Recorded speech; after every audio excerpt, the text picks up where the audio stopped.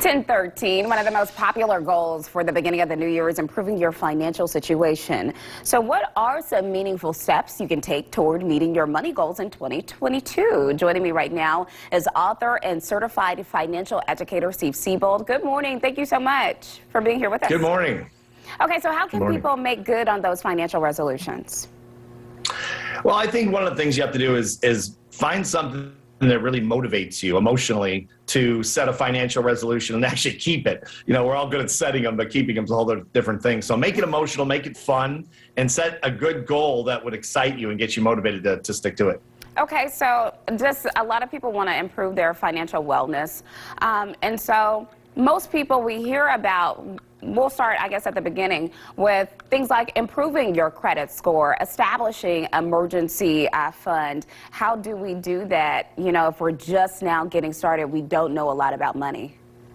Yeah, absolutely. Those basics you guys were talking about earlier are great. You know, go online, Google, free credit score. Go on there, check your credit score, shore it up if there's any issues. A lot of times there are issues, and they come up and you don't know they're out there, and it really does hurt you. So try to get those basic things down. Set a budget, very basic things, and that'll help you get started. But for people who are more advanced, maybe they do have a really solid credit score and they do have that emergency income. So now we need to start transitioning into other things like passive income, for example, having those multiple streams of income. And a lot of times, you have to take a leap of faith in order to do those things. Like maybe you're thinking about real estate investing, for example. Yeah, exactly. Just based on your situation.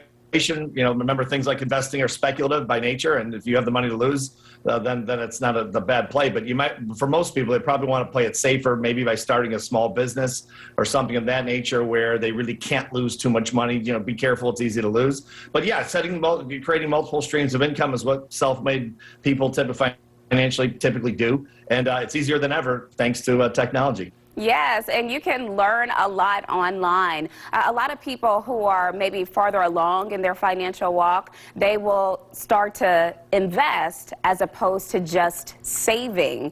And so for people who are maybe looking into starting to invest in stocks, for example, there are some safer alternatives. Like there are index funds, for example, that you can invest in that are typically safer options than investing in specific stock.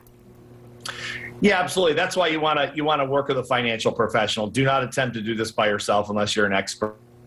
And because the stock market is like walking into the Bellagio in Las Vegas and saying, "Here I am, I'm going to be a millionaire." And that's very, very those buildings are as fancy as they are for a reason. The house is making the money, and the stock market is very much the same. The experts do well, and everyone else it pays the bill. So work with a financial professional to make sure that you're doing the right thing and you can afford to take risks. Now, Steve Siebold is a certified financial educator and the author of the book, How Money Works, which is now has sold more than 500,000 copies. Tell us how we can get our hands on this book and what you'll learn from it, the takeaways.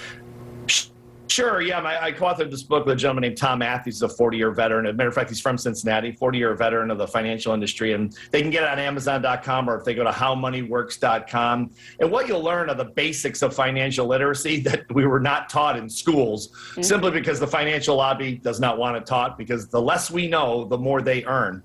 And so it just educates people on the basics. And it's literally so simple. A 14-year-old kid could read this book and understand it in probably an hour or an hour and a half. Wow. So we can get that book on Amazon. And you know what? That would be a great Christmas gift. Even if it arrives a little later, that would be a great Christmas gift for someone who is looking to improve their financial outlook in 2022. Thank you so much for being here with us. We really appreciate it. Thank you. Merry Christmas. Merry Christmas. Let's send it on over to Olga for your Christmas forecast.